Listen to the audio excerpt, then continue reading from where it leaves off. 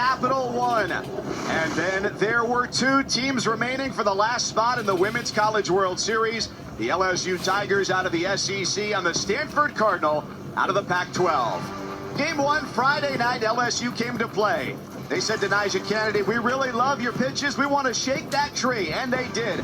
They gave Kennedy the worst outing of her career. She gave up a career-high 10 hits, 5 earned runs in the fifth. LSU, 3 home runs, 8 runs in that inning, and they ran away with it. But in game two, Nyjah Kennedy returned to her true form. Statistically, the best pitcher in the country this year. Complete game, 2-hitter, shutout, 9 strikeouts, looking like she has for the majority of her career. So the winner here in this best-of-3 series is on to Oklahoma City. Oklahoma State in Florida is in now for the 12th time as they go to the World Series. We are so glad to welcome you here to Stanford, California, Smith Family Stadium. My cousins, Kenzie Fowler. This is it. This is what it all boils down to here. These two teams trying to get to Oklahoma City to wrap up what has been a stupendous, exciting, and unpredictable weekend. Yeah, speaking for all softball fans, the amount of Game 3s, Championship Sundays, it has been so much fun to watch. So let's bring it home. LSU, Stanford, 1 apiece. Winner goes to OKC. Everybody, including both dugouts, probably surprised by what Nyjah Kennedy did in game one, not surprised by what happened in game two. Yeah, I've never seen Nyjah Kennedy get touched up the way that LSU came out on Friday and was just so aggressive from the jump. You look at the numbers and the difference from game one to game two, and it was about the location. This is the top 3 finalists for Player of the Year. You don't expect her to give up the amount of runs that she gave up, but it was the location. You see how LSU was able to barrel up the rise ball. They were hunting it. Credit them. It was a different story yesterday. She made the adjustments, and it was about the movement, hitting your spots, and just the overall bounce back. So impressive to see the sophomore pitch the way that she did and shut them down. Game one, Allie Newland homered. Kelly Lynch did. Macy Bergeron hit a home run. In game two, though, it was a struggle to get on. LSU hitter said post-game last night, we've got to pick our spots in the zone, focus on that. Don't chase the pitches up. We know that's where she wants to go. And it'll be Kennedy in the circle once again, going up against Sydney Berzon. Well, what a long, strange trip it has been to get here to this final game. Glad to have you along for the ride with us. LSU Stanford, winner to Oklahoma City.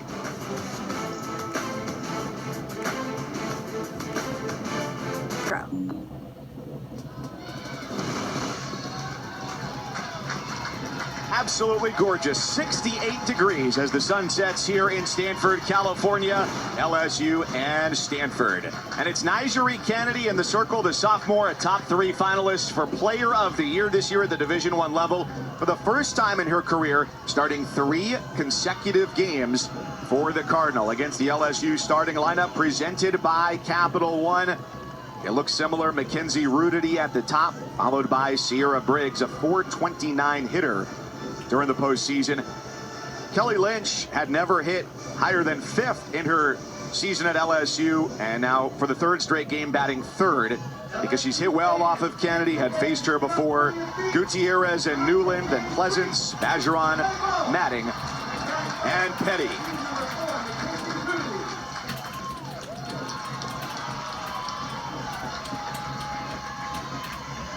Now, ball 1 there from Kennedy to get us underway. It's Aaron Peterson behind the plate. Michael Hernandez, the umpire, at first. Scott Mayer is at second. Mike Bartling at third base.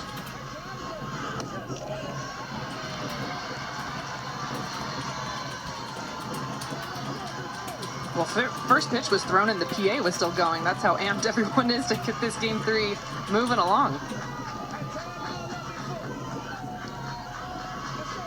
2-0 to the junior Rudity, and she takes a strike, 2-1. Nyjah Kennedy talked after the game last night with an overflowing bucket of positivity. I don't know that you can get her down. She had a great game yesterday and said that she's really just got to get back to doing what she does, which is not throwing the ball too much over the plate. Hitting better lanes, as she described it. And the simplest distillation of that is not throwing the ball over the middle third of the plate quite as much.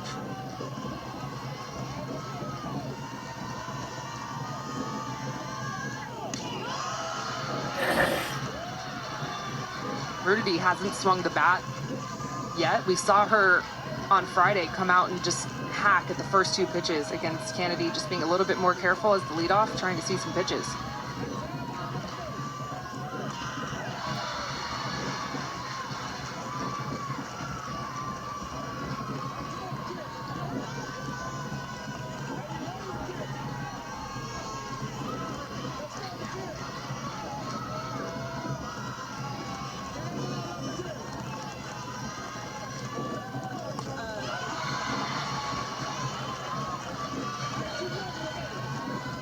thing to think about, on Friday, Nyjah threw a lot of changeups.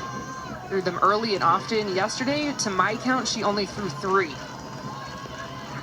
Full count here, you have a hitter swinging twice. Now's the time to do it if you have it in the game plan. And Rudity pops it up. Mailer, the grab, out number 1. And Rudity made Kennedy work there in that first at bat. And Kennedy, one of the 3 finalists for Player of the Year. Reese Atwood, Texas. Lexi Kilfoyle, Oklahoma State. Nyjah Kennedy, look at her numbers coming into the postseason.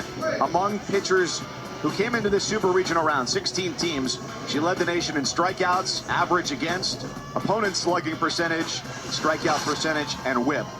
And for the 2nd straight year, the nation's leader in ERA. So that's a pretty good resume to get yourself Player of the Year. She's got the innings quota this year. She didn't have them last year, was injured during the majority of Pac-12 play, and we can Sharpie her name in as a first-team All-American this season. Sierra Briggs has been excellent in the postseason. Through regionals in the first 2 games of this series, hitting well above her season mark of .333. She's 6 for 14 at the plate, a .429 clip.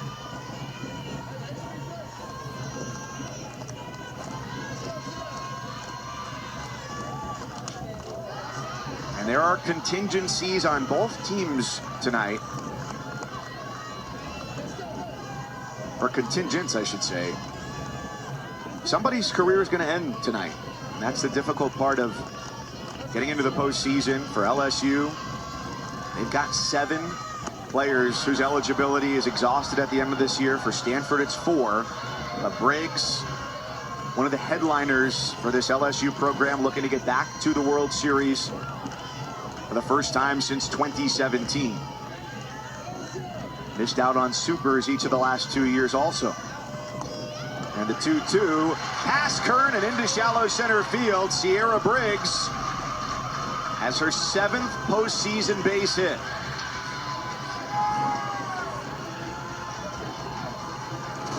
Six seniors in the lineup offensively for the Tigers, and to me, Sierra Briggs and then also Kelly Lynch and Allie Newland have had those trio have had the best at-bats off of Nyjah, so they have stars in my scorebook. You just have to be a little bit more careful with those hitters. Sierra Briggs is so hard to keep off the base path.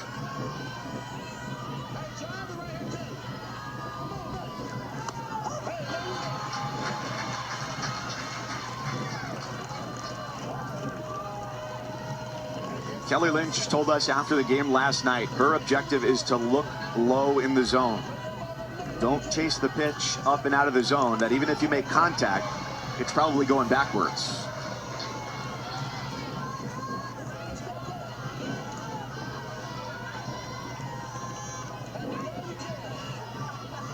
Her first at bat Friday night, also against Kennedy, turned it into a double. Now this is a good sign for Kennedy.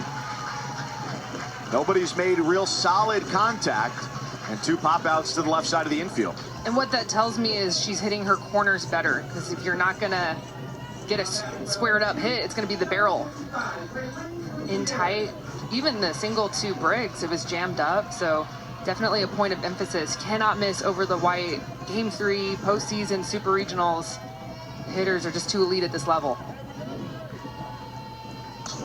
Raylene Gutierrez, shallow left center field, right to Kira Chan, and the inning is over. Briggs gets a base hit, she's stranded. Stanford comes to the plate, bottom 1. I'm a guy who lost a bet and my dignity, as if watching my team lose wasn't punishment enough. And if you have covered car insurance, odds are you'll be paying for that yourself. So get Allstate.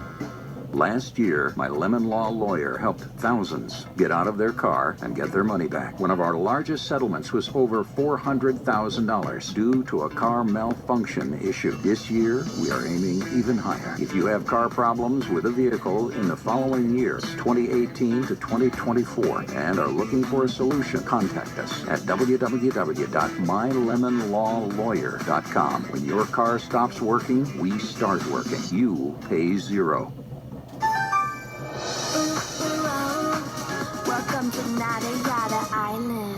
Things started off great, but once the new wore off, They changed. in the beginning, I got gifts like a phone. And then next thing you know, it's like I'm invisible. So I switched up and got me a new phone carrier. Don't put up with wireless yada yada. Now with Metro, get that new customer feeling again and again. Introducing Metro Flex. Free 5G phones when you join, same deals as new customers when you stay. Only at Metro. We clapping. It's time to shine on the biggest stage. The stakes as high as ever. The NCAA Softball Super Regionals continue through Sunday on the networks of ESPN.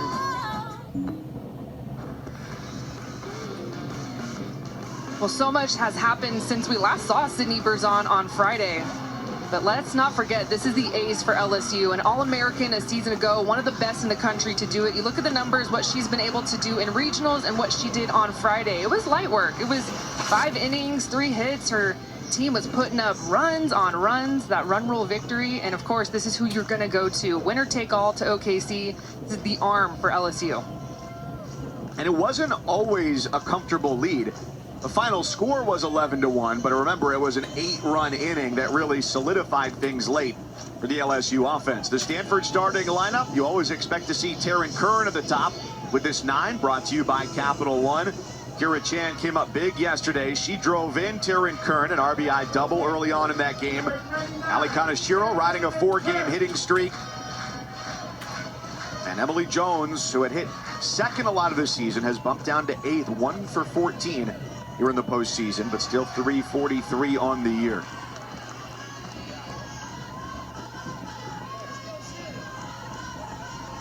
There's the saying that numbers never lie, but I think I found a fib in the numbers as far as leadoff hitters go, Taryn Curran. Because if you were to look at the hits, she's 2 for 13 in the postseason, but she's reached 10 other times. 7 walks. She's been hit by 3 pitches. That's why her on-base percentage is over 500. But her batting average is under 300. That is a crazy separation. I believe she needs 2 walks to be the national leader in walks. I think Corby Otis is the only one that has 1 more. The Gators winners in a thriller earlier today. Man, there have been some nail-biters right down to the wire here in these winner-take-all games. 5 of them today, the most we've ever had. A couple of seasons with 5, but it's been a while getting us here to this year. And the Gators holding off Baylor in Gainesville. Corby Otis and Taryn Curran, both players who had phenomenal freshman seasons. Otis at Louisville, Curran at Indiana, finding success at their respective new homes.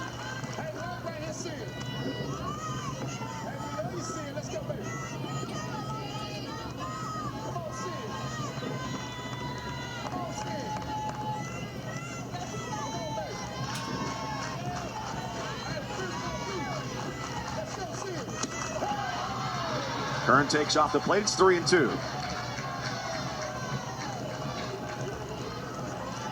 Probably expect a lot of at-bats to go this way tonight. Leadoffs for both sides, full counts. Scouting up the wazoo. 3-2, a cold third strike from Berzon. She gets Curran looking for the first out. This is just a low curve, little backdoor action. 2 strikes, too close. She throws hard, has good velocity. Her #1 pitch is that drop ball. She will spread the plate, make hitters chase. She can go upstairs, can go curve. And just froze Taryn Curran on that back door. She keeps the infielders engaged with a lot of ground balls. Ahead on Kira Chan, 0-2. But almost 7 out of every 10 balls that get put into play against Sydney Berzon are hit on the ground.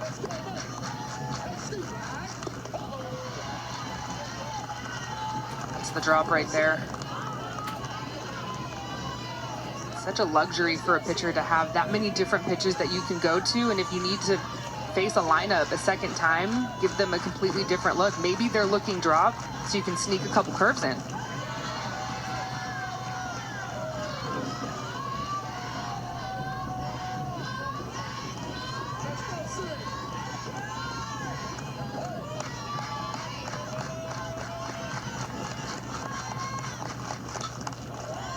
Chan taps it off the end of the bat. Shallow right field and good communication there. Petty makes the catch.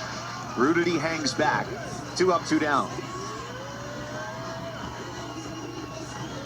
And I said we'll probably have a lot of long at-bats because now you have LSU facing Kennedy for the 3rd time, Stanford facing Berzon for the 2nd time, but also because the sophomore from Buffalo, New York, who's in the circle, she says she's the biggest film geek on the entire team, that she will spend hours watching hitter tendencies, watching what other pitchers have done against opposing hitters. And no doubt when you move from having 3 opponents potential last weekend to just 1, a lot more time to get dialed in on the card. And also you can watch the film of the hitters that you're going to face, but then after you face those hitters yourself, you watch that film, and it's completely different. Yeah, the youngster, just a sophomore, says it's all about embracing it. Her 0-2 gets the corner, strike 3, and the inning is over. Pair of strikeouts for Sydney Berzon. The aces in the circle off and running. Big smiles for the sophomore, Sydney Berzon.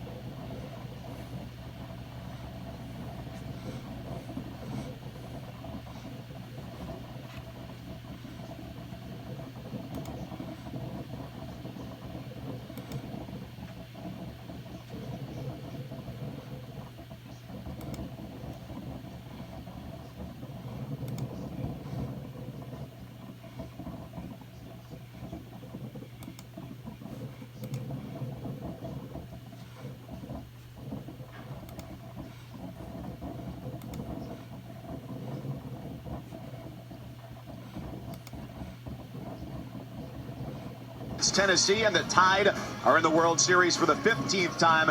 UCLA, their 32nd trip. Congratulations to Marissa Young and the Duke Blue Devils, their first trip to the World Series, the first newbies into Oklahoma City since James Madison in 2021. Oklahoma going for their 4th straight. They've rattled off 18 straight postseason wins. Oklahoma State got it done in 2 against Arizona, and Florida, which missed out last year, goes back to OKC looking for a 3rd national championship. Such a cool moment for our sport to see a new face for Duke. Going to Oklahoma City, first time in program history, and then you get to Oklahoma City and welcome. You get to play the defending champs right away. This is what it's all about, but yeah, that's a really cool moment to see in our sport. Spread the love, new faces, A really team cool. that's in its just 7th year. It's incredible, it really is. Incredible. It is so hard to get to Oklahoma City. And they've been knocking at the door the last couple of seasons, and just because you're knocking on the door doesn't mean you're going to break through. They did. Leading it off here, Allie Newland, then Taylor Pleasance, Macy Bergeron for LSU in the 2nd. Duke, their win against Missouri. Tigers were a win away from their first trip to the World Series in 13 years. And that game went scoreless into the 9th. Duke had scored 1 run in their last 15 innings and put 4 up in the 9th.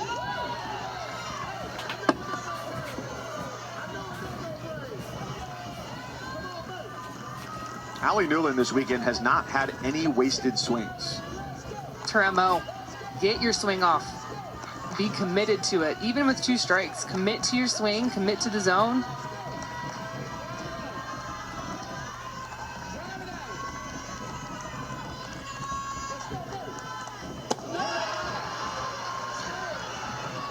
I think one of the tougher things to do in sports, not speaking from experience, of course, is after you lose, then having to answer questions about that. Yeah. Newland so poised last night after they lost in a really difficult game. She talked about picking her zone, because if you hit the ball where you want it and not where the pitcher wants you to hit it, she said the bigger your zone is, the smaller the ball is going to look. The opposite is what you want. Smaller the zone, you see it there, and the ball looks inflated. I enjoyed listening to her in that press conference. Spoken like a senior, had so much wisdom, and Coach Tarina was reflective of the fact that they're going up against the best pitcher in the country, and she is going to have her game and clearly a different approach. She said we were a little bit just on our heels yesterday on Friday, way more aggressive. Would love to see that approach come out of my team here on Game 3, but was just very, tip of the hat. That's sports. We're going to ride the roller coaster, come out with a different game plan, and go back to the drawing board. And sometimes it can be as simple as you're going up against the best player at her position in the sport. Sometimes she's going to be better than you on a given day. And that was the case for Kennedy last night. Kennedy gets the strikeout.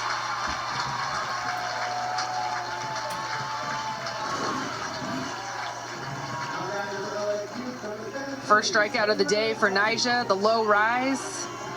It's got a little bit of tail to it. I like that for her. Going away. Yep, strike 3.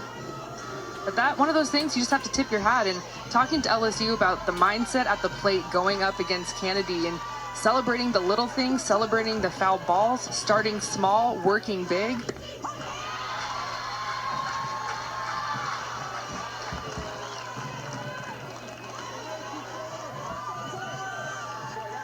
Taylor Pleasant's hoping this is not the last game of her collegiate career.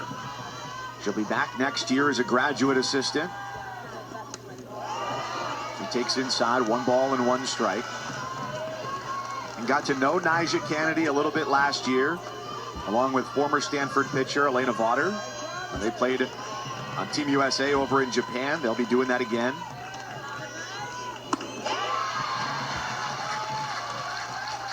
And the shared admiration.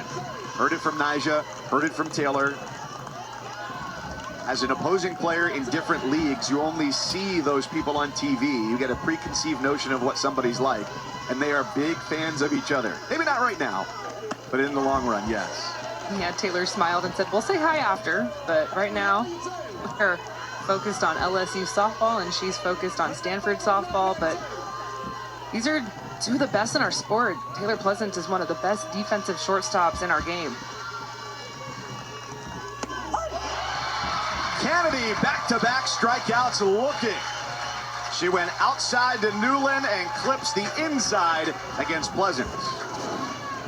And I can tell you right now that Coach Tarina acknowledges the fact that you are going to strike out. You just have to be comfortable with that. But striking out looking, that's not the approach that she wants from her team. Be aggressive, hack at it. That's the only way that you can get to Nyjah Kennedy, because we saw it on Friday. They were aggressive in the first inning. They scored 3 runs. They continued that through the 5th.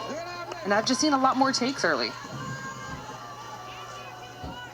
Now, it's easy to say that. Getting into the box and getting your swings off of Nyjah is not an easy thing to do. It's why she has the ERA that she does.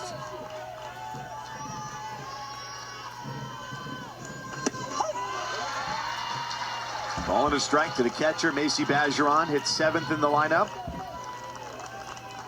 Sierra Briggs, the lone hit among the first 6 Tigers. Winner tonight is on to the World Series.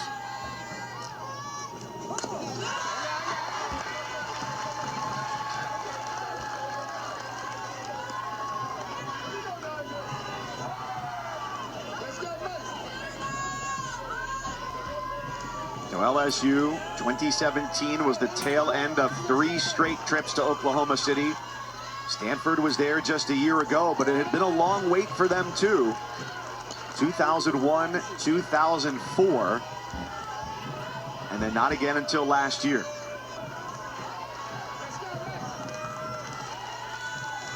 And it's a quick turnaround. A plane will be ready to go with those games starting on Thursday. Miller comes in, makes the catch. The inning is over. Kennedy, Berzon trading 1-2-3 frames.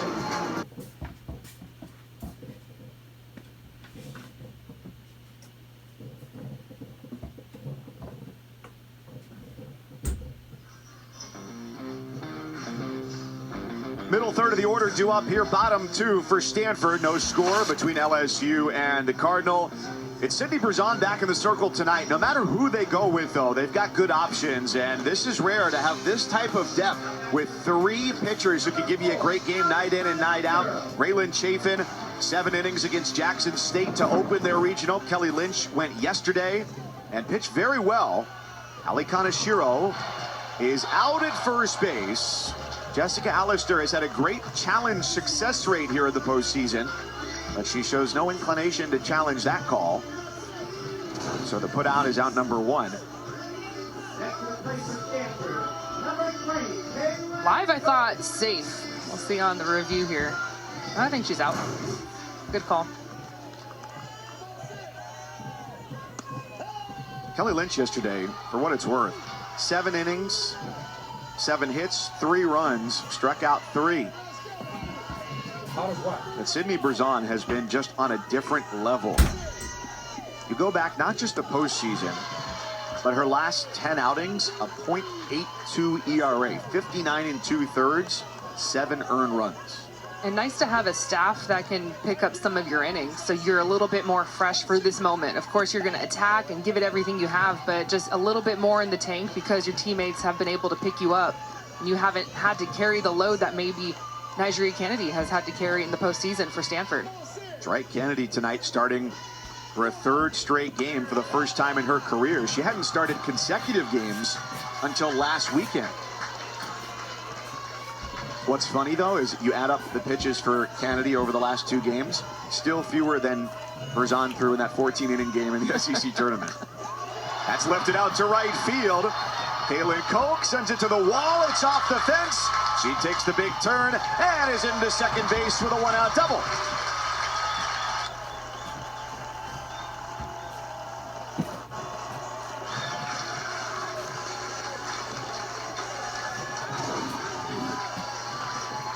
Kaylin Koch had a couple of good swings yesterday. Just got unlucky.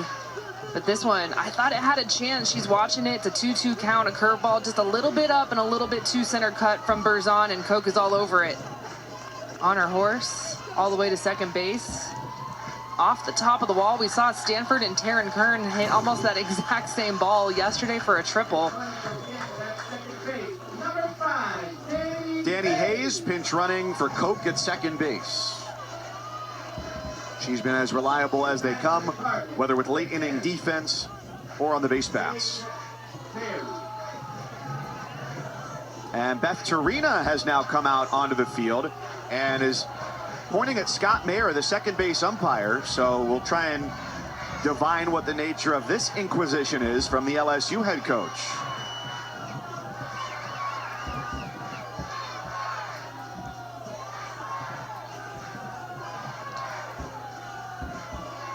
I got nothing. TBD. I have absolutely nothing. But it was a very quick reaction from whatever it was that she saw.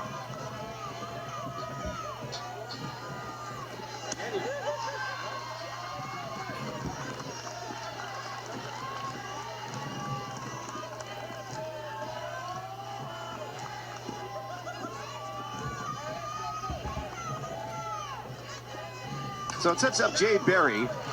Pleasance on the move, makes the throw and gets the out. Now retires the freshman third baseman. We are just 4 days away from the start of the Women's College World Series. Thursday, 12 Eastern, live on ESPN. For more information, head to NCAA.com, the official online home for all 90 NCAA championships. The Longhorns of the Aggies playing right down to the wire, and based on what they've shown us this weekend, what else would you expect from that Super Regional there in Austin, which has had a little bit of everything? And the winner here will be the 8th and final team of the Women's College World Series field. River Mailer parabolas that out to shallow left field.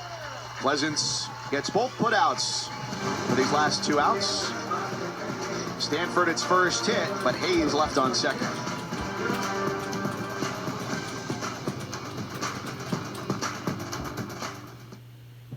Team will be into the Women's College World Series. Happy birthday to Beth, by the way, the voice of the World Series now for 3 decades. We look forward to listening next week. Texas is in. They hang on against Texas A&M, and the Longhorns, after missing out on Oklahoma City last year, return 2022. They were the national runners-up.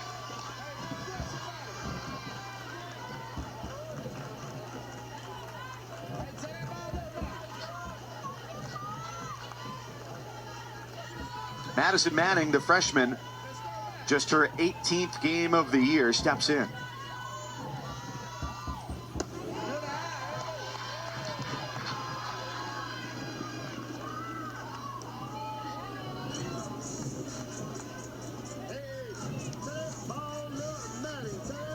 Kevin, thank you so much. We welcome you here to Smith Family Stadium on the campus of Stanford. 3rd and final game of this Super Regional. With Kenzie Fowler, Mike Cousins, we are scoreless. Top 3, Nigeri Kennedy. Statistically speaking, the best pitcher in the country this year. Lowest ERA for the 2nd straight season. Has given up just 1 base hit over the first 2 innings. Struck out a pair last frame. So we cap off this series. Kenzie, the 8th team to go to Oklahoma City. Friday night, an 11-1 victory for LSU. Yesterday, vintage Nigeri Kennedy, 3-0. Stanford wins. I don't know if we've ever had this many Game 3s on the same day. Believe that is the first time all 5, because 5 is the most, which we have this year, that all 5 have been on the same day. Electric. So cool.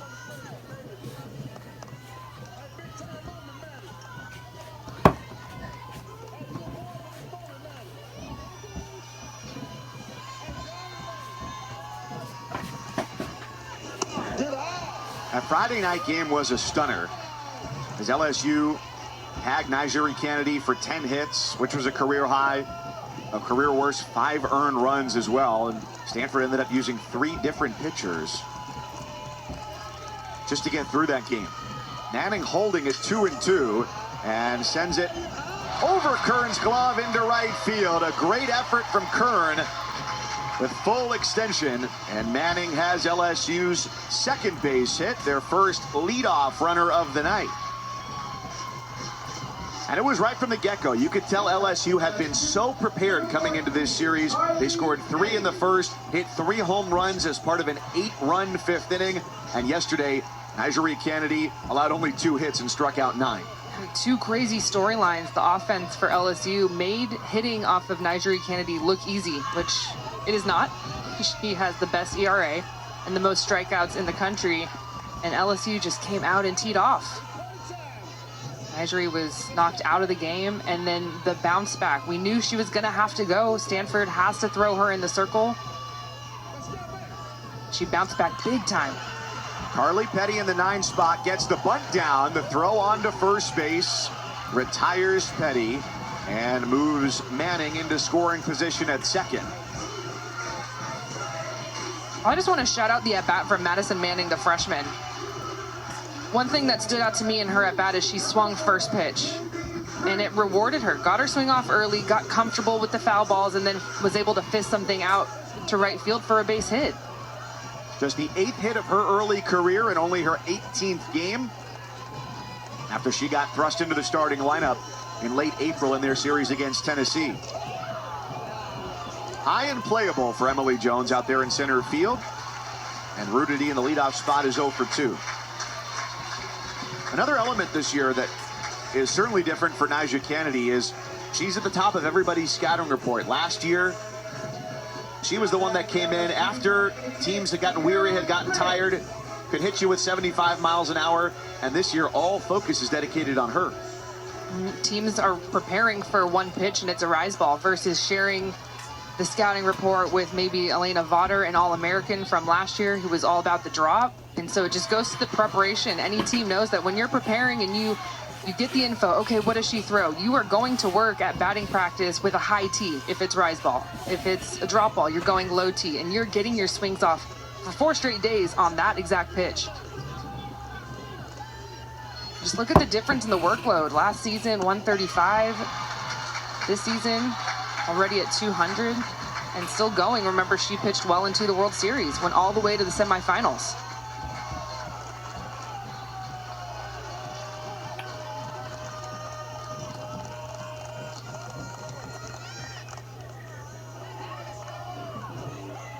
Time called here for Sierra Briggs. Beth Torina has said with Briggs, who's now a graduate student, playing back here in her home state of California, if you could represent your program and somebody came to your practice, I would just say watch Sierra Briggs. Watch how she plays. But it's not just between the lines, it's how she lives. She's always been our leader. And everything is intense for her, even shagging balls during batting practice. She wants to win every step of the way. And has the awards to prove it. Kind of interesting. You don't often see offensive timeouts on 2 strikes. Just tells you what this moment is with the runner in scoring position. And remember, Sierra Briggs had a single off of Nigel Kennedy in the 1st inning.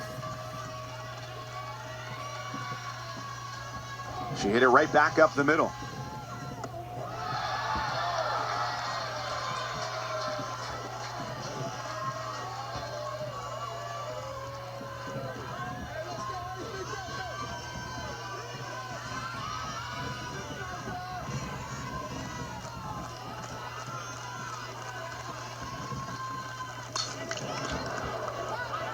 Hayes the grab. And Kennedy with her 50th pitch gets out of things here in the 3rd. Stanford looking to strike first.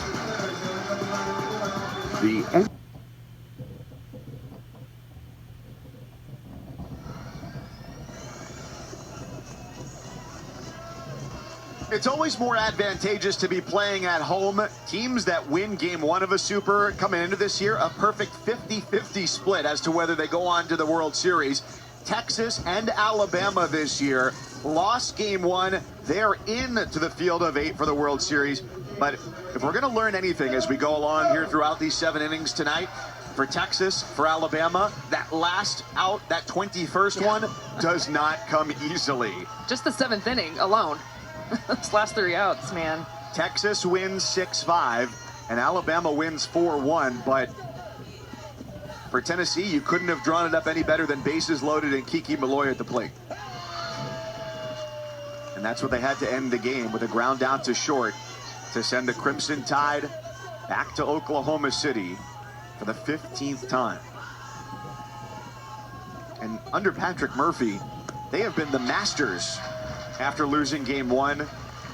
4th time now. It's the most of any team since we started Super Regionals in 2005 to lose game 1 and come back and win the next 2. Really? Tells you there's just a little extra magic in the dugout. Emily Jones rolls it on 3 hops to Carly Petty. And Sydney Berzon retires the leadoff hitter, now 3 straight innings. Memorial Day means lacrosse championships. Women's title decided earlier today. Boston College takes home the title. And the Division I Men's Lacrosse National Championship game tomorrow, noon Eastern ESPN. Take note, that start time moved up a little bit. And it's Notre Dame, Maryland for the title from Philadelphia.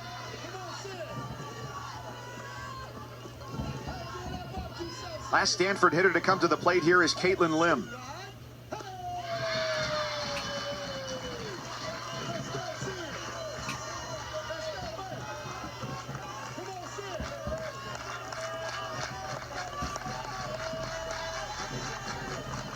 One of 4 players who will graduate at the conclusion of this season. And over the last couple years, you've had Stanford, Northwestern, 2 programs that have atypical academic calendars where the Cardinal players are still in school. for a few more weeks. Lim sends Briggs on the run. The two-time Gold Glover grabs it in the alleyway.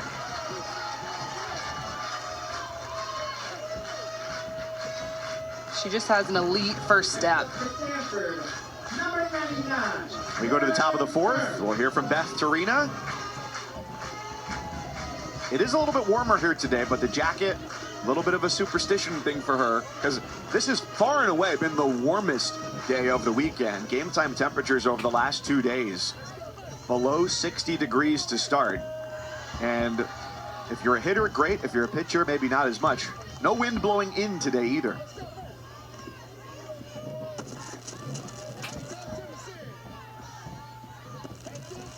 Taryn Kern was not bothered by the wind yesterday. She hit a triple off the top of the wall out in right field. And it was challenged by Jessica Allister, her head coach, to see if they could eke out a home run. We asked her after the game about the incentive there for the challenge, and she said, well, there are some fence posts back there. So me being me, I walked the outfield today. Of course you did. Went behind the fence, put on my newsboy cap. And? So behind the fence, there's nothing that rises above the level of the padding. It's just chain link fence that's basically a stanchion support behind it. So it would have to be a pretty odd bounce to hit off of that fencing and then back into the field of play. Okay. But she said, based off of the reaction from Mackenzie Rudity out there in right last night, and a beautiful shot there to give you exactly what I was talking about. Yeah, support the facts. It's like a document-based question in high school. Did you have those? Sorry for the terror. We're flashback. talking softball here, Mike, all right? But the reason for her challenge was she saw Mackenzie Rudity not really playing it as if it were a ball in play, thought it was a home run. So 2-2 to Kern. So long story short, it was a triple. There you go.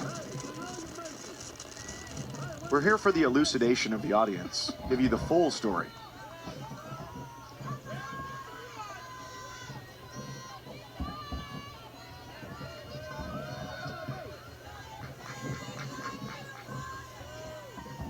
Berzon, first time through the lineup, 2 strikeouts, gave up a double.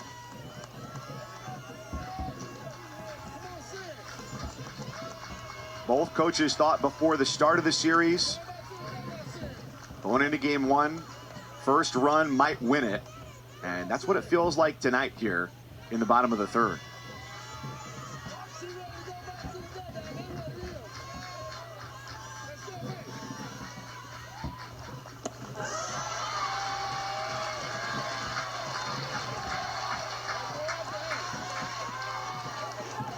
Kern is very difficult to strike out. But Berzon got her looking back in the first. Backhand bounces away from Pleasance. Kern is safe over at first base. She reaches with 2 out. I love when we get to see Taryn Kern swing the bat. She's a great hitter. She just has so many walks. And Taylor Pleasance is one of the best to do it at the shortstop position. You do not see her make errors. Her feet just get still. They don't move. She goes to the backhand. If she moves her feet when Taryn Kern is hitting the ball and has a little bit more of an open drop step, she fields that ball with ease. But she was kind of planted at her position. Second error this weekend for Pleasance. The Tigers had a streak of more than 60 consecutive innings without an error coming into this series. Fortunately for LSU, neither have been consequential. That gets a piece of Chan's bat. No balls, 2 strikes.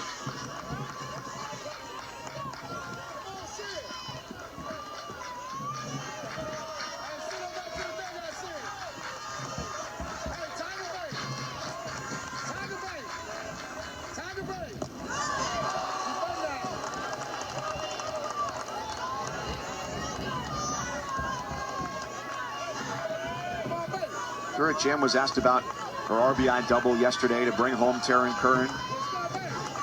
She said, this is where I've always dreamed of being. The moment comes to fruition again. She landlocks it between Berzon's cleats. And Brisson gets the out at first base.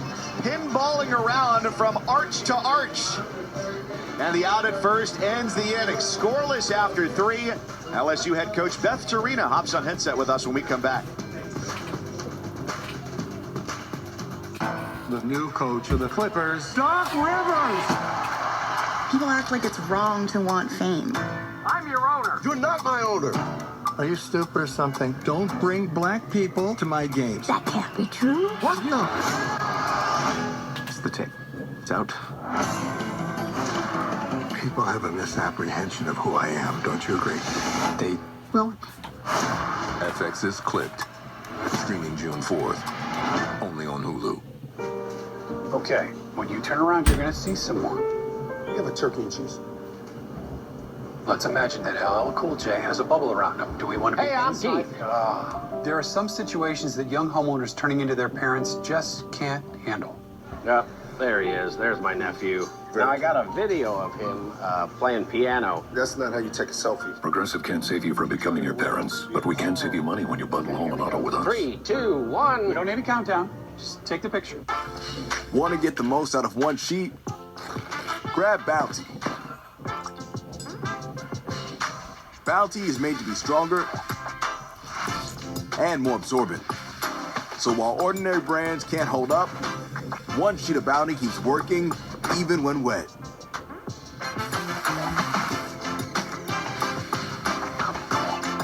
Now that's the sound of value. Bounty, the quicker picker-upper.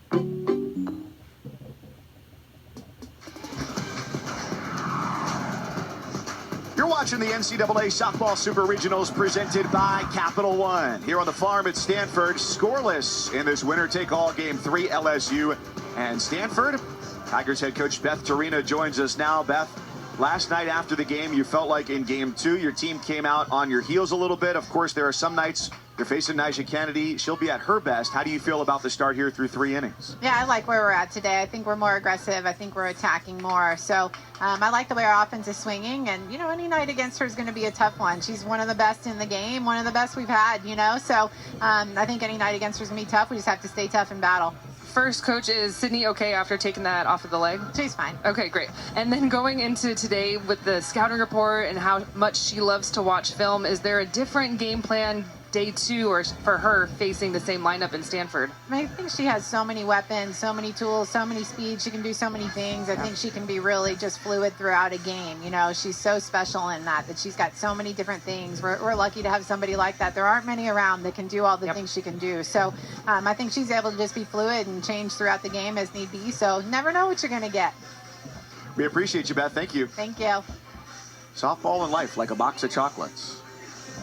Well, their Super Regional has been like a box of chocolates. Roller coaster. Game 1 came out, 11 runs, and then shut out the next. A little bit of whiplash, but Coach Torina just laughed a little bit and said, that's softball yesterday. That is what you play for, and all about you, how you ride that roller coaster, ride the momentum, get yourself reset.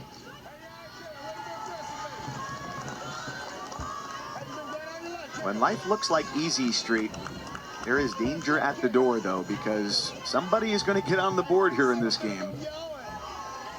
That will be the first break in this winner-take-all game. Kelly Lynch, high to left field. Hayes retreating at the warning track, and she brings it in. With Lynch looking for her second home run of the weekend. Eastern Conference Finals, Game 4 is tomorrow night, and it's been all Celtics so far against the Pacers. Games that have come down to the wire. Boston looking for the sweep to get back to the NBA Finals. Countdown tips off with our coverage at 7 Eastern.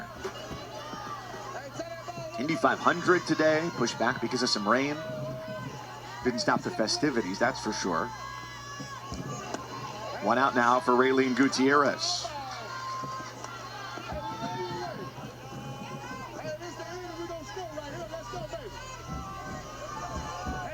She's the type of hitter who can get an offense, get an inning going. A career season for her in her graduate campaign. Came into this weekend 17 doubles, 6 home runs. more than her totals in her first 4 seasons combined. Kern was playing back. She charges and tosses and makes Gutierrez 0 for 2. Taryn Kern has been a huge boost offensively, of course, in that leadoff spot for Stanford, but I've been very impressed with her defense at second base. Has good speed, covers a lot of ground. And an innate sense of how a play is going to develop, too. It's a young infield for Stanford. Great core of this team. They'll lose Kaneshiro behind the plate, but next year, your corner infielders, if things hold as they are, of course, there's a freshman class that would like to have a say coming in next year, but you'd have 2 sophomores, first and third, and juniors up the middle with Mailer and Kern.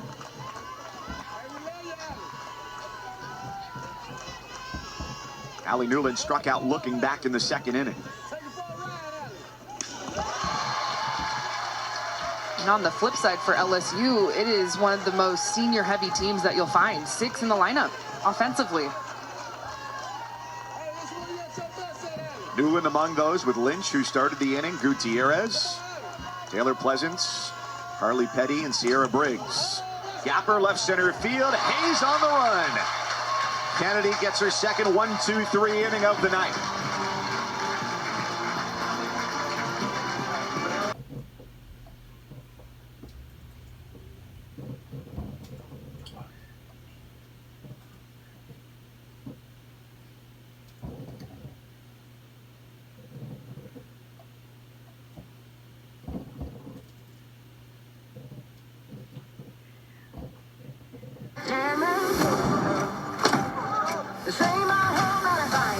Formula One at its absolute finest.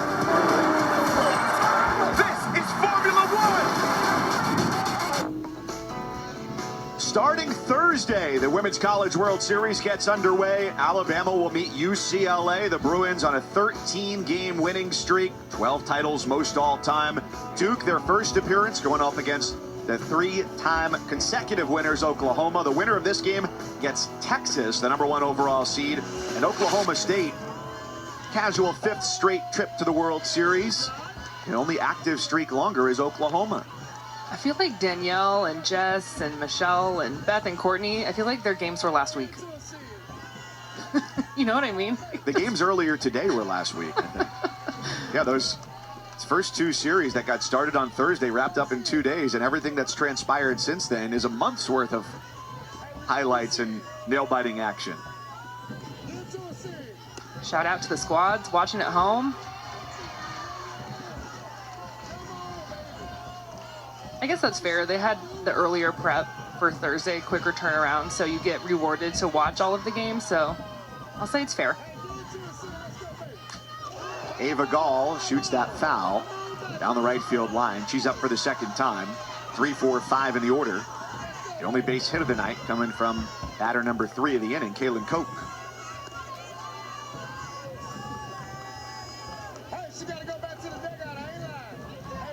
And this has all the markings of a thriller written all over it so far. It was 11-1 LSU on the opening night of the series on Friday. 3-0 Stanford yesterday.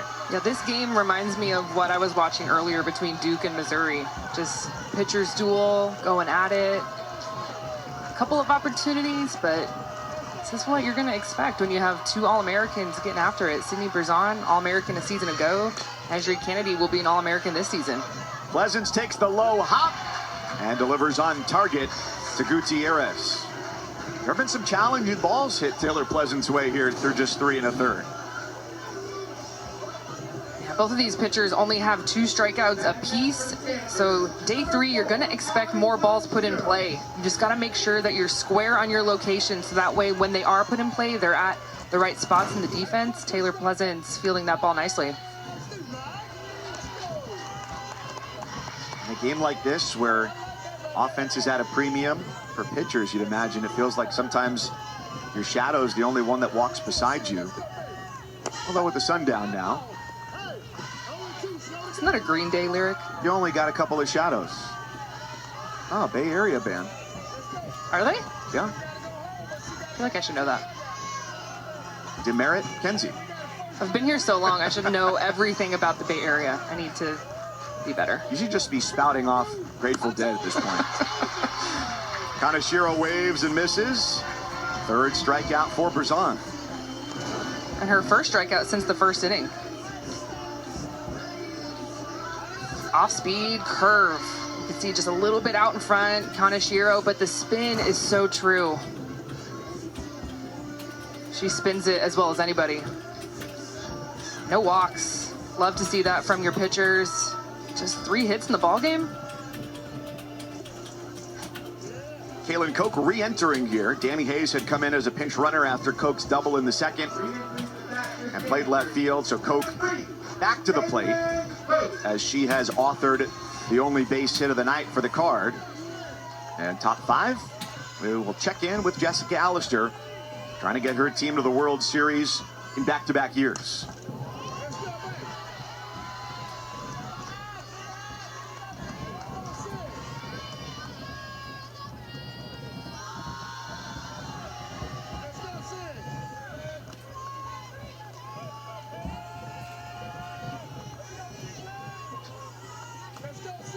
Koch, a third-year starter, coming off of a torn ACL that limited her to just 30 games last year. So academically, she's a senior, but she has another year of eligibility left.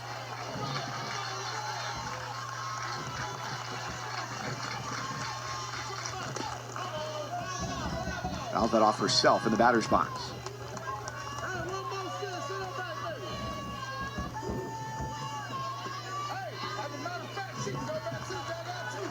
This does, you're right, have the feel of that Duke, Missouri game. Scoreless into the 9th. That's down the line left field, and that is a fair ball all the way to the wall. Kaylin Koch is 2 for 2, a pair of doubles.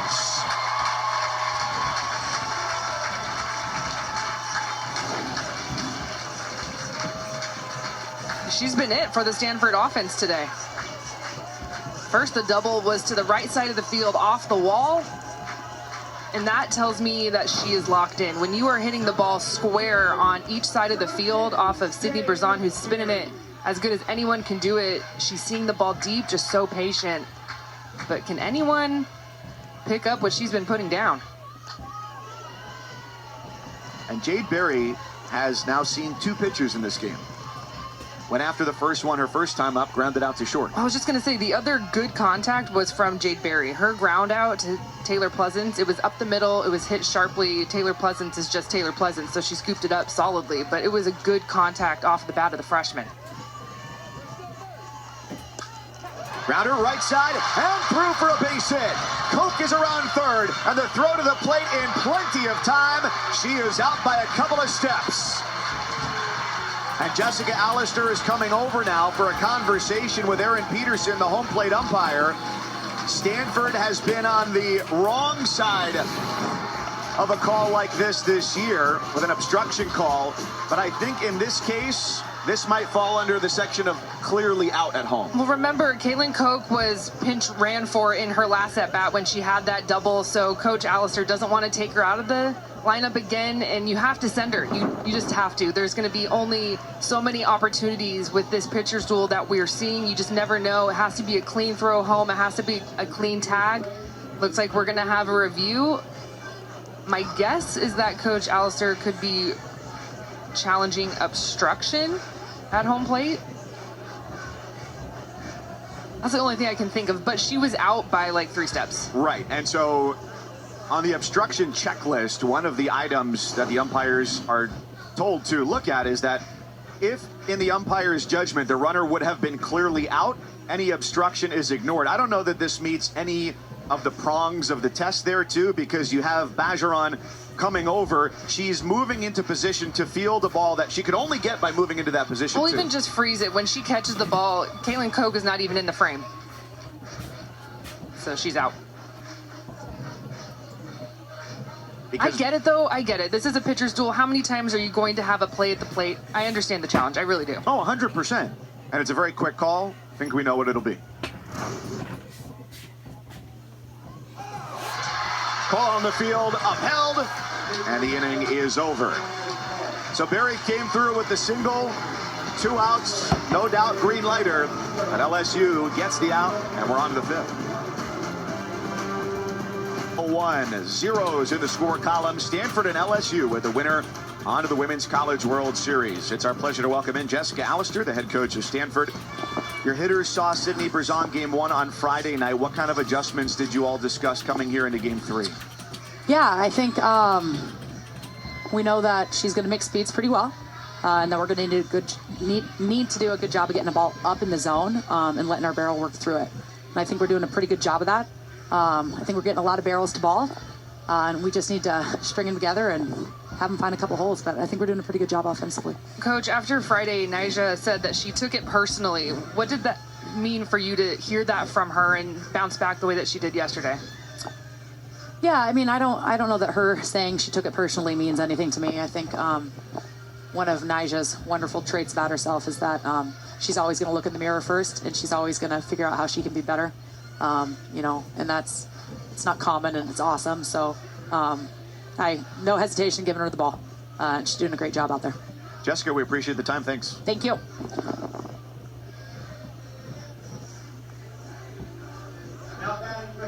Nyjah Kennedy, here's the crazy thing about her numbers after a loss. Her .72 ERA is above her season numbers and still first in the country. That's scary good. Scary good. She's carried a bigger workload this season. Taylor Pleasance takes the first pitch here in the fifth, pops it up into left field, where Kira Chan has come back into the game, and Pleasance 0 for 2. And we were talking about the infield and the youth of this infield for Stanford. Nyjah Kennedy, last year's Freshman of the Year, top 3 finalist for Player of the Year this year. That's going to be announced in Oklahoma City. Her ability, as Jessica Allister just told you, to always say, if something went wrong, I am going to turn inwards first. And that, among leaders at any level of any organization, is hard to do, because it's the human instinct to say, well, I did great at what I did. Where else did something go wrong? But when you're looking for somebody who's going to be a leader of this team, has been and will continue to be, that's a quality that will draw people to her. And when she said in the press conference, I took it personally, it was in the context of looking inward, like you're talking about. It's on me. It's not on anyone else, and it's not reflective of my teammates. I'm going to look inside, and I'm going to be better tomorrow, and she was. Hardliner, left center field. That's down into the gap. Bergeron around first and into second with a one-out double. She's got that third base dugout fired up. LSU's third hit of the night. And a runner in scoring position here in the fifth. It's celebrating the little wins when you're going up against Kennedy in the circle. In the last 2 innings, there have been no strikeouts. So what does that tell me? It tells me LSU is getting there. They are getting to the ball. A lot of flyouts, and the hits will come. They will if you keep swinging and you stay with the game plan and you try and put the barrel to the ball. I think, honestly, that's the key, is just don't strike out. Sure, sounds kind of dumb, but put the ball in play. Even if you don't see the results right away, get your hacks in. And also, you just have to remember, this is the 3rd straight day, so that is always going to favor the offense. It's going to be tougher on the pitchers to replicate yourself and do what you did the day before. Time and time again, seeing the exact same hitters. Savannah Bedell pinch running at second base for Bergeron, just their second runner in scoring position. They had one with Madison Manning, who's next up here. Back in the second inning after she led off with a single and then was moved up with a sacrifice bunt. Kennedy then retired the next 2. And prior to that double here by Bergeron, had retired 6 in a row. And looking down at my scorebook, I like the fact for LSU that the 2 best hits, of course they only have 3, but the 2 solid singles have been from the bottom of the lineup. So production from where you may not expect it. You may think it could be Sierra Briggs or Raylene Gutierrez at the top, but how about the 7, 8 hitters producing for LSU?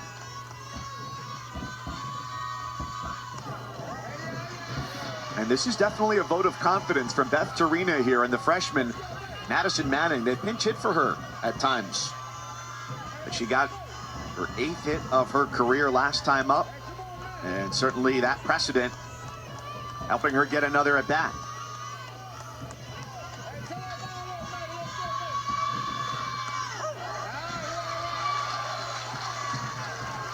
Danica Coffey went down early in the season with a knee injury. That set in motion a carousel of starters at third base.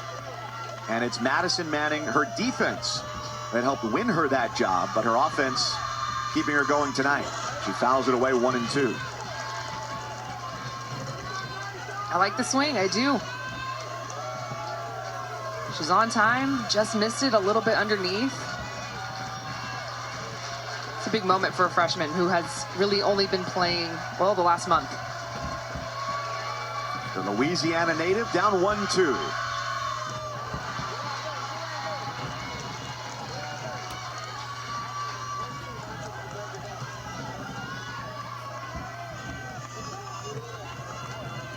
Beth Torino also noting that for a player who has not been in this situation before, sometimes it's better when they don't know what they don't know.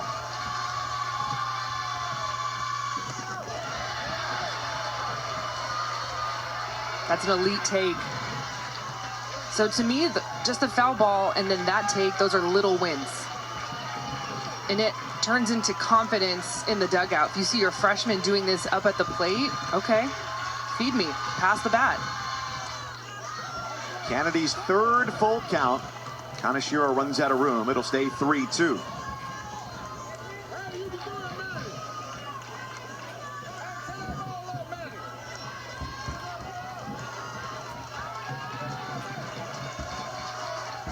One run could be the difference tonight, with the winner going to the World Series, the loser going home.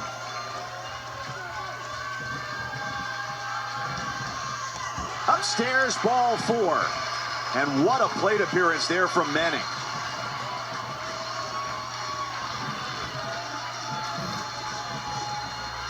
Kennedy's first walk this evening. And look at what that does to the dugout. Just her at bat, just being there, taking the pitches, swinging at the right pitches, and it fuels your whole team. That's a little win. Little win could turn into a big win. Kenzie, you saw this throughout the course of Pac-12 play. Saw it last weekend in the regional round. It doesn't take much to get opponents fired up, to see little successes against Nigeri Kennedy, whether it's foul balls, well-struck balls that are at defenders.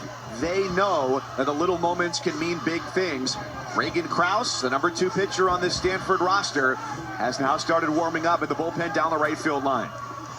And you feel that as a pitcher, right? When you're throwing and the team is cheering when a foul ball is hit. Of course, you want to put your blinders on and stay tunneled vision, but you feel it. Nyjah Kennedy thus far, 2 strikeouts. Last night she struck out 9. Friday she struck out 6. So the competition goes to a different level for Kennedy, who this year has struck out 10 or more 18 times. And the bases are loaded as she comes up and in, hits Carly Petty. Runners at every base, 1 out, back to the top of the order with Rudity.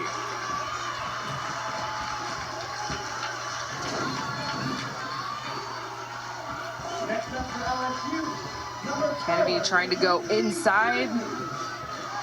Left-handed hitter, right-handed pitcher, nowhere to go. And Carly Petty is fired up. She'll take it. Pass the bat no matter how little it is. Set this table, set this situation for the top of the lineup.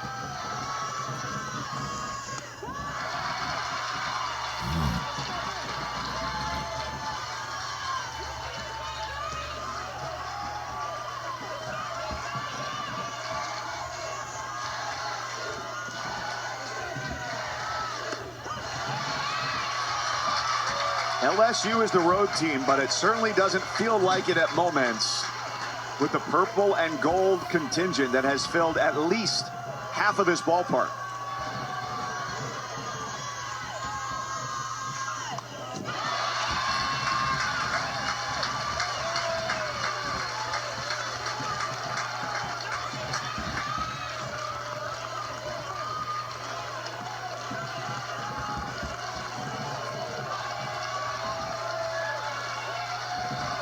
Adele at third, Manning at second, Petty at first.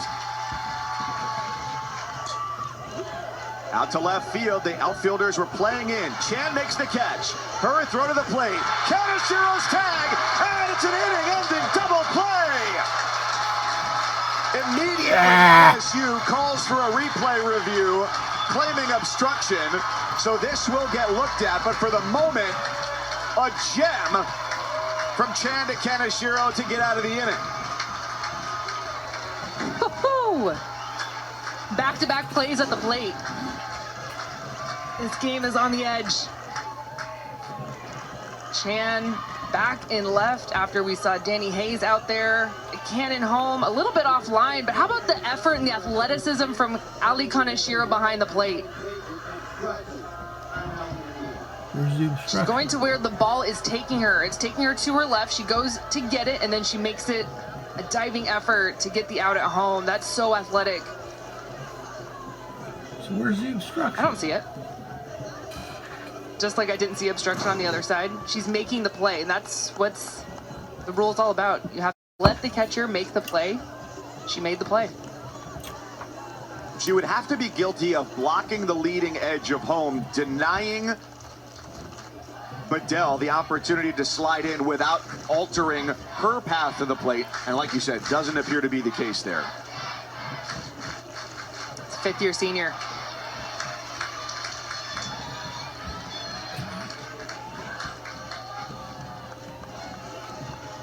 So here's the verdict.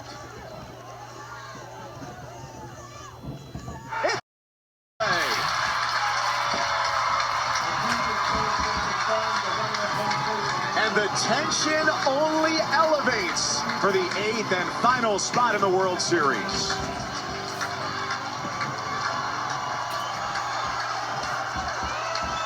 The 5th. And River Mailer leads off with extra bases out to right field. Rudity laid out. Mailer headed for third. She is in there standing.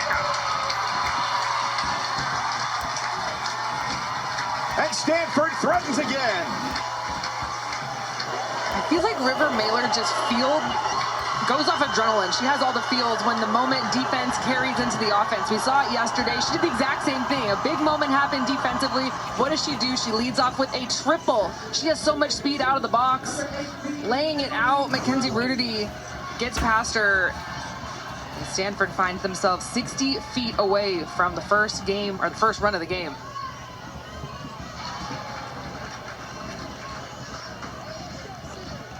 That's not a play that's going to end up on the highlight reel of this game, but for LSU, when they go back and watch the film, if Carly Petty doesn't do what she did at second base, River Mailer comes around to score.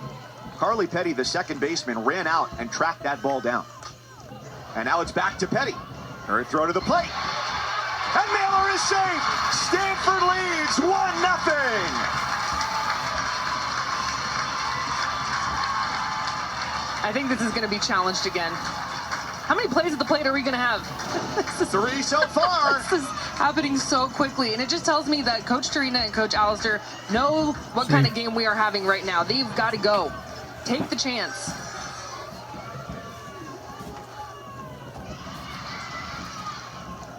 Oh, she might. I've watched it twice, and I don't know. So the call on the field, safe. What's needed to overturn that call is indisputable video evidence. So they've got to go frame by frame to see, did the cleat get there first or did the glove?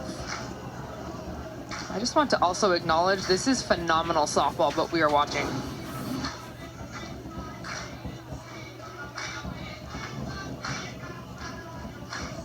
Mailer slides early. I think she gets in there by a toe. I mean a toe. Right there. Yeah, I think she's in. Because the glove comes down and hits the dirt first.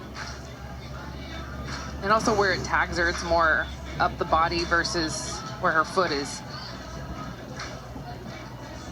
First run of the game on the board. Stanford 1-0. And after review, Mailer remains safe.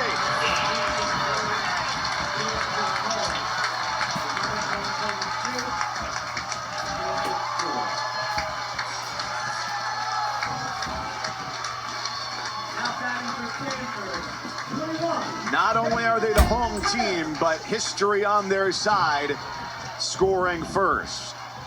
Nobody out. Emily Jones with the fielder's choices over at first. And Jessica Allister asking Caitlin Lim to get the bunt down and put their speediest player at second base.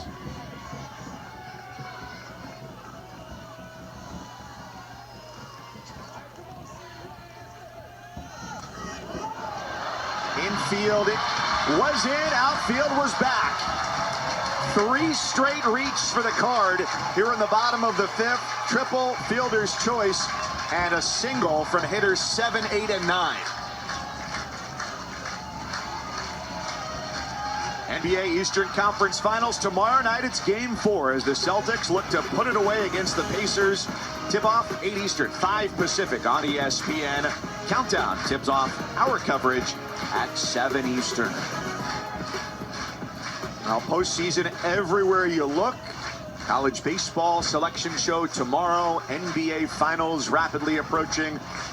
The Women's College World Series starts on Thursday, and it's down to these last 2 teams to decide who will be the 8th team to join Oklahoma, UCLA, Florida, Oklahoma State, Duke, Alabama, and Texas.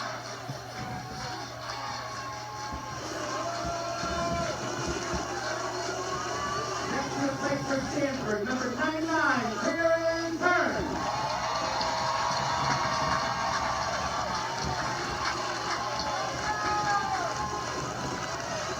Taryn Kern has struck out tonight, reached on an error by the shortstop Taylor Pleasance. And this will be a battle. Kern, a notorious first pitch taker. She only swings at it 2% of the time. Lowest number in the country. But not afraid to hit in a 2-strike count either. Glad those stats back up what I was thinking watching her this entire season. I don't think I've ever seen her swing first pitch. A lot of times she won't even swing second pitch.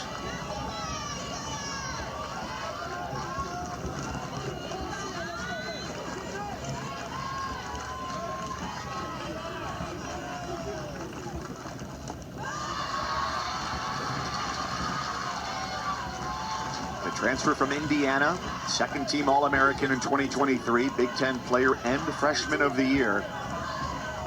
Part of the 1% of students who apply as transfers to get into Stanford.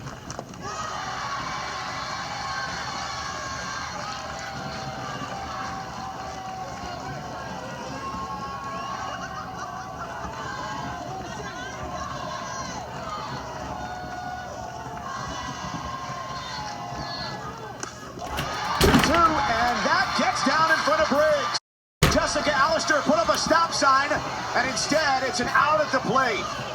Emily Jones came right through it. Allister had her hand extended. Don't know that Jones saw it. So it's 1st and 3rd with the first out of the inning on the board for LSU. Well, Jones didn't get a great jump because she couldn't read the ball for Sierra Briggs. You see her at second base, just the hesitancy right there to see it fall down. And the fastest player, probably the fastest player on Stanford. I still like the go, I do. Yep. It's not the last out in the inning. Your teammate behind you ends up at third base. And there goes Kern to second, no throw. Now with a runner at third.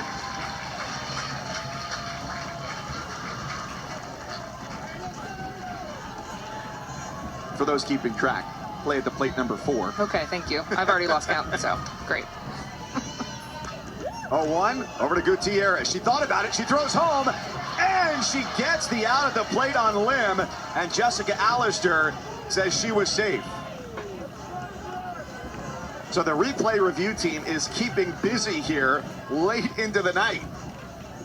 Now what is our count? Oh, that's 5. Okay, great. I thought naked eye, she's safe. A little bit of hesitation there from Gutierrez. Oh, this is interesting. That looked more safe there than it did live. I thought live out for sure. Are we about to have fisticuffs over this call? Safe. but does her foot get to the base? So the tag is high. I just don't know where her foot is. And the foot is tucked back. It wasn't a great slide. You need to slide earlier, hit the dirt, get your foot extended. She's very up.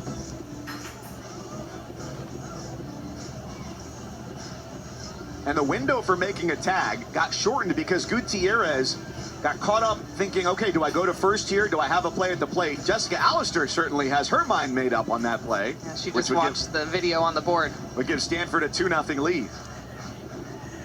We asked her last night. She said, you know, my success rate probably wasn't great during the regular season on challenges, but this is one you got to make the call on. And the call is upheld, so no indisputable video evidence to overturn the out at the plate. And let's remember, that throw came from softball's only 2-time Gold Glove winner, well, the earlier one from Sierra Briggs, and there from Raylene Gutierrez, the defense standing out for LSU here. Ava Gall swings at the first pitch. It looked like it hit off of Kira Chan over between first and second. None of the umpires signaled that there was an out, and so Stanford gets a run. They've got runners at first and third, but this immediately drew the eyes of the LSU defense to say that hit her, and it should have been the third out.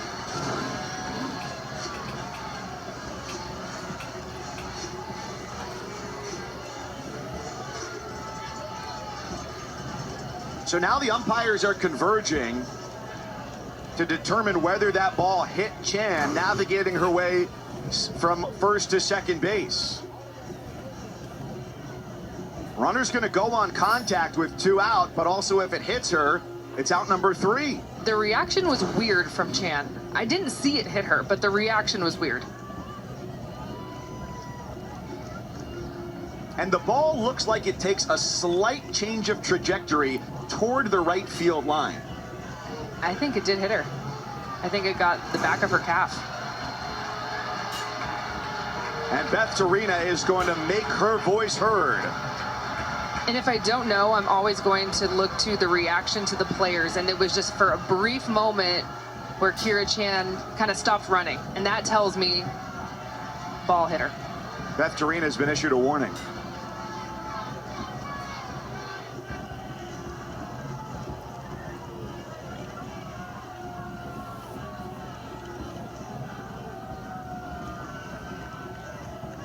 She said, that's so bad. This is a super regional.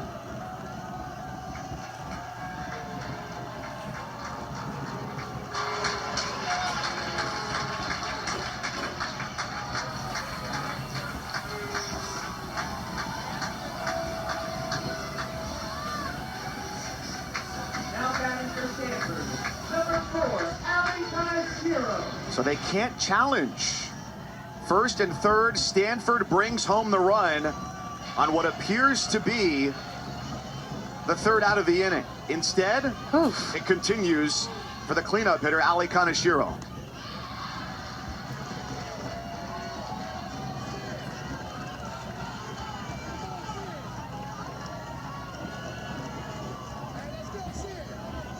These are massive moments. A 2-run fifth for Stanford so far.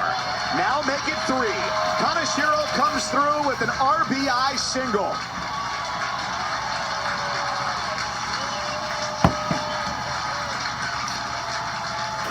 Big moment for the senior in her final game in this stadium.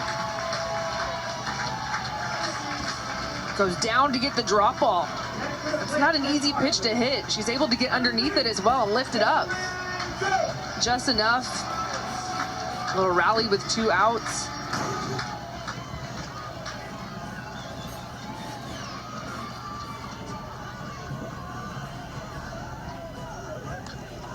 High pop, foul behind home, that's out of play.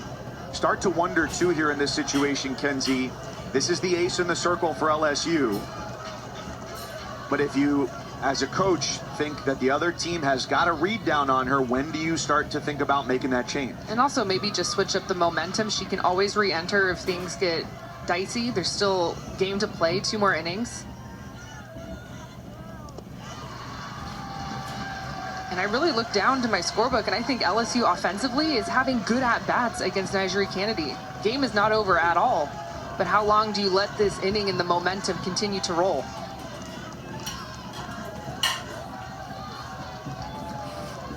Ball is at third, Kaneshiro is at first. 3 runs across in the inning.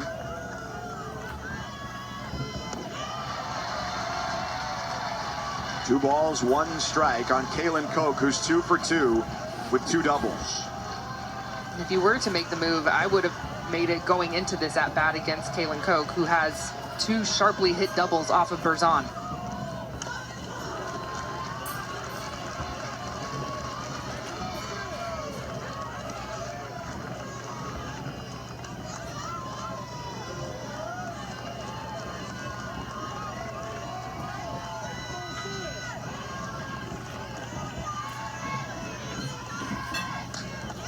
And that is through the left side. A 3rd straight Stanford RBI single. Kaylin Koch is 3 for 3. The Card lead it 4-0.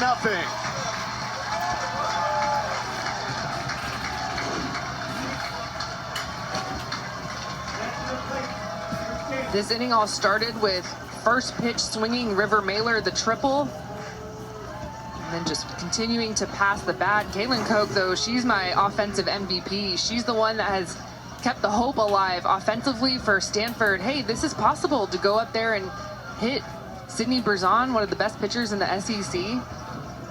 Took a couple of innings, but her teammates finally picked her up, and she set the tone offensively.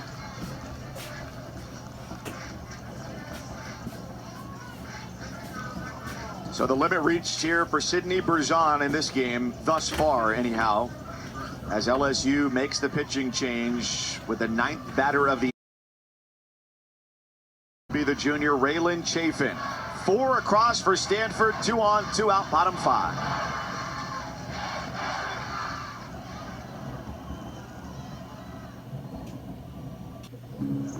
LSU ace Sydney Berzon, 4 2/3. A huge inning for Stanford here. 4 runs across, 6 of those 9 hits in this frame. She faced 8 batters in this inning and also dealt with what Beth Torina and I think a lot of fans thought was Kira Chan getting hit by a bouncing ball through the right side. Would have been the 3rd out of the inning. Instead, it continues, and Berzon hands the ball to the junior Raylan Chafin. This is another very capable arm for LSU. He's thrown a lot of meaningful innings for the Tigers. Has good velocity. He's going to throw curve and work horizontally side to side. Backdoor, true curve. Just attacks the zone. Jade Berry goes after the first pitch. Flies it deep center. Briggs is back. It is out of here! Jade Berry with a 3-run home run. Stanford absolutely breaks it open in the 5th. 7-0.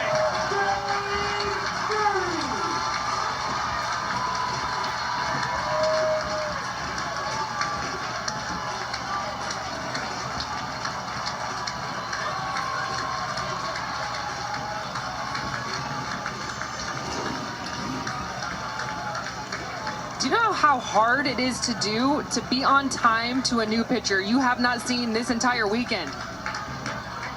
The mindset to go up to the plate and be aggressive, get on time, and then the power, dead center. I am stunned. This is a freshman in that moment having the confidence to swing freely.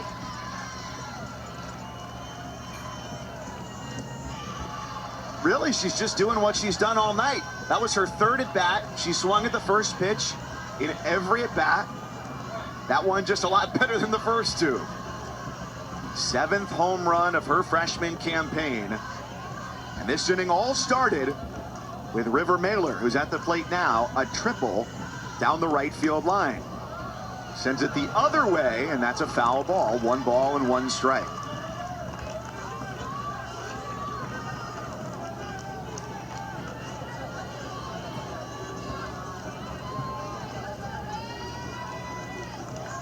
Shades of Friday night. An 11-1 LSU victory against Nigeria Kennedy to open this series. Stanford comes back behind Kennedy last night. She struck out 9. They win it 3-0. And Mailer sends Pleasance deep into the hole at short. The throw is late. River Mailer 2 for 2 just in this inning.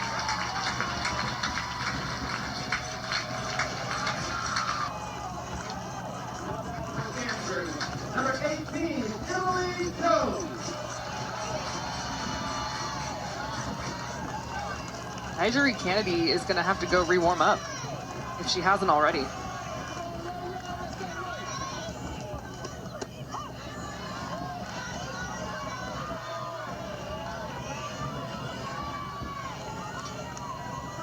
There are 2 out, but another run from Stanford here, bottom 5, as the home team would make it a run rule victory. 11 hits on the board. And this for Briggs is out number 3. An atomic explosion at the plate for Stanford. 7 runs in the 5th. They are 2 innings away from the World Series. The NCAA.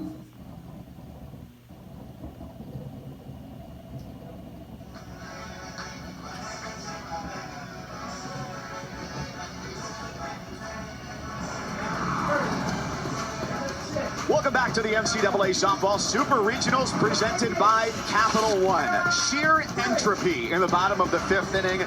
Stanford 7 runs on 8 hits. They are 6 outs away from returning to the World Series. It will be back-to-back years for the Cardinal. They take on Texas on Thursday if they win here. Alabama and UCLA, Duke, Oklahoma, and Oklahoma State and Florida, the other 7 teams into the World Series field. Sierra Briggs retired on 1 pitch by Nigeria Kennedy. And on any given day, you don't want to face Nigeria Kennedy as an opposing hitter. You certainly don't want to face her with the confidence of a 7-run lead. It's everything. She only has 2 strikeouts, so LSU has been putting the ball in play, making the Stanford defense work. Remember how young this defense is. New faces in every position in the infield looking out. And just remember, last half inning, LSU ended the inning with the bases loaded. How critical that double play was for Stanford defensively. They got the momentum. The challenge was on their side. And man, they took it and ran. And we talked about how many replay reviews there had been early in this game, all coming before the 6th inning. So it has to be called for by the coaches. Both teams are out of replay reviews. And so on that ball where Beth Torina argued that she thought Kira Chan was hit by a ground ball, she was out of replay opportunities, and there was nothing the umpires could do at that point. I think you and I are out of replay reviews. That's how many have been used. The VCR is overheating. We got to let it cool down.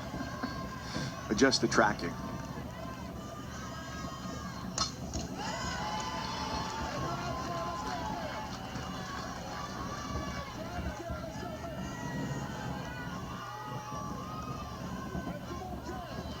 Now, the other part of that ball over at second base is that when it's past the first fielder, the second fielder has to be able to make a play on the ball. And so if the umpires say the second baseman coming over couldn't have made a legitimate play on that ball, then that changes the way they rule on the play. So there's a lot that goes into that. I guess the play would have been Gutierrez at first base more than Petty at second, in my opinion. But a big play nevertheless, because that would have been the 3rd out of the inning, and certainly curtailed the scoring for Stanford. Kelly Lynch is down looking. 2 away. Kennedy records her 3rd strikeout. You were saying about confidence. It's just the 3rd strikeout for Nigeria, but it's the 1st since the 2nd inning. Things have just changed so much for LSU. I think you'd agree, Kenzie, they looked a little bit more tentative yesterday.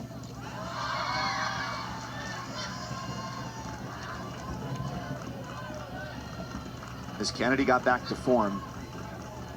And it's fun to think about. If you had said Najerie Kennedy's game with her fewest strikeouts in the postseason would also be the game that sends them to the World Series, you might raise some eyebrows with that as a hypothesis. It's so tough to continue to repeat and pitch against the same offense 3 days in a row. Getting the ball, she's going to start every single game.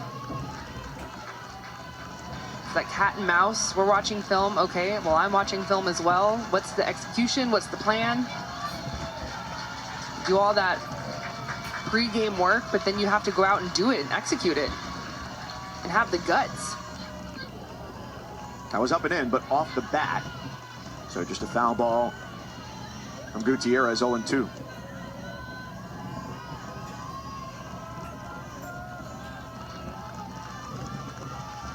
The unrelenting confidence and nearly unmatched ability of Najerie Kennedy turns this into a 1-2-3 inning.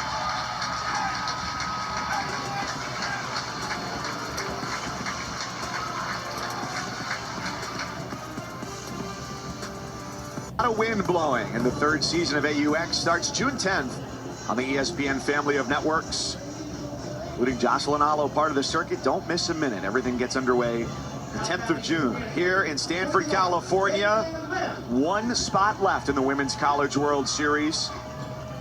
Stanford, what they hope will be their last trip to the plate, and it starts with a swing out deep right center field. Oh, it's off the tree. How appropriate for Caitlin Lim. And Stanford walks it off against LSU. The Cardinal back to the World Series.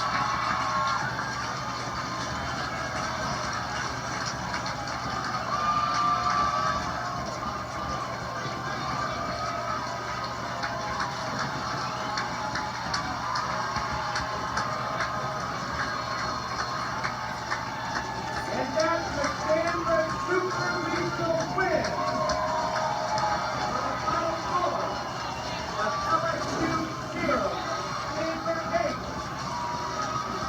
One swing of the bat. Caitlin Lim, a senior herself, says, we're going to OKC right now.